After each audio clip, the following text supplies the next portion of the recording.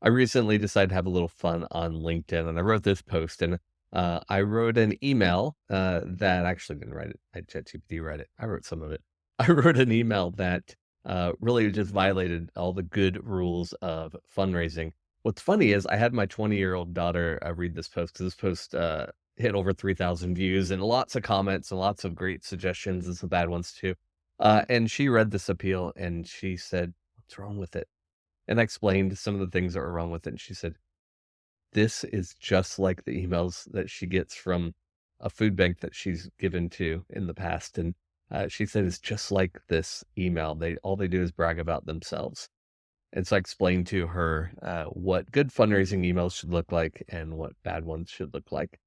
So this is unfortunately too common, where, organizations just brag on themselves. So today, we're gonna spend a few minutes taking this copy, which could be copy that you could get from, necessarily any kinda nonprofit organization, and change it so that, it is better, and change it so that, it will, hit the hearts of the reader more and that they'll give more to help more people with your organization.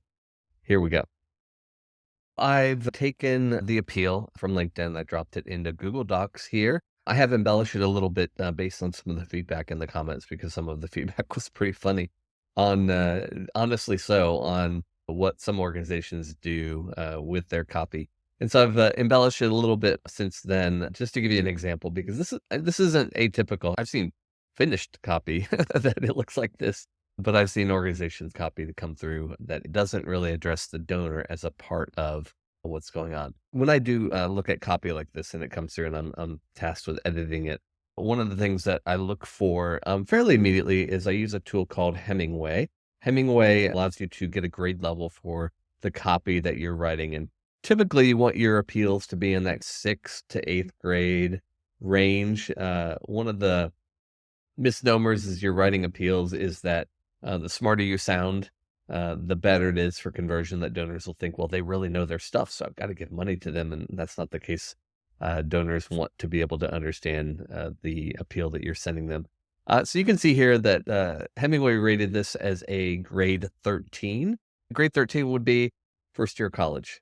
So grade 12 would be normal grade 12, and then grade 13 would be one past that. So it'd be first year of college. We are going to aim to get this down between a, 6th and 8th grade level. What I'm gonna do is just point out as we go, certain aspects of the email and things that you can do to make it stronger.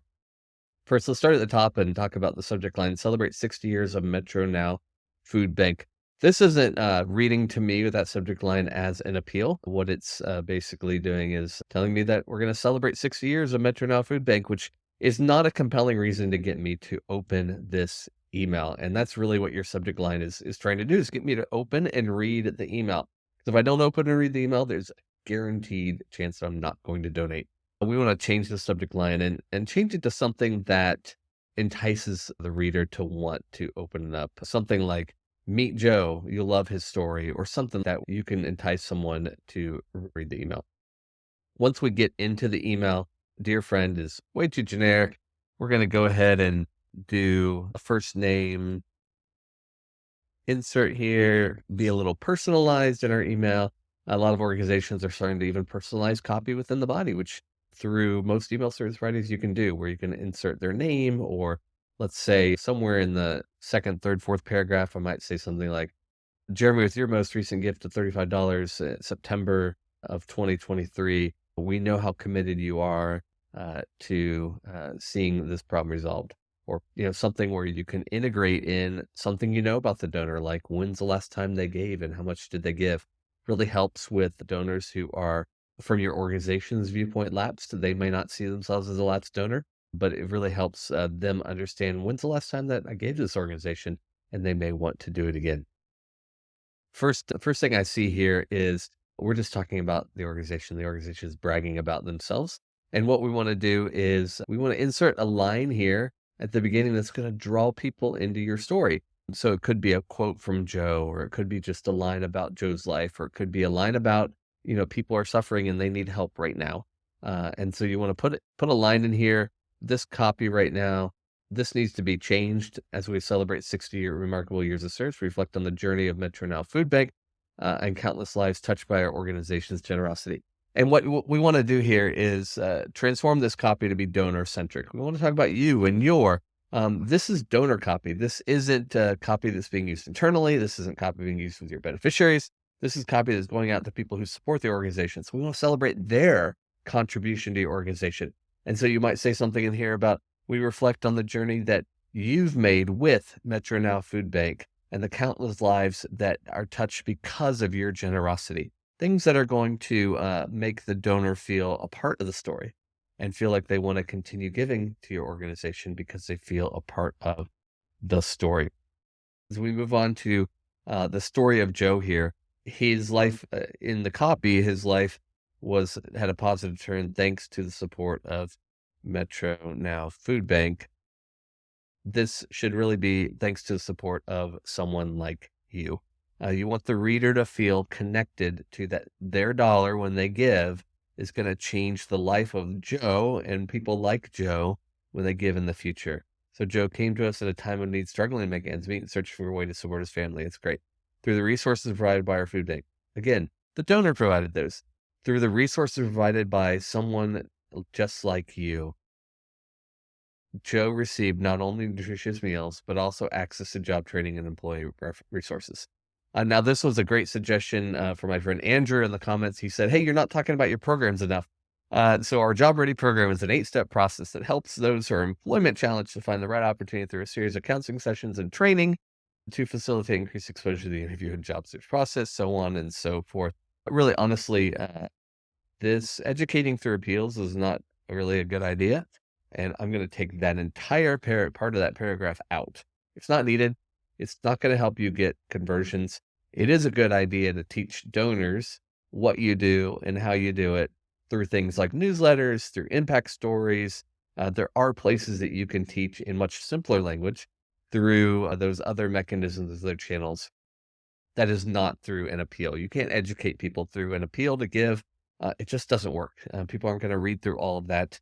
They just aren't that interested in your inner workings. And I know that's a shock to you and probably to many organizations. They just aren't that interested in your internal process, internal programs.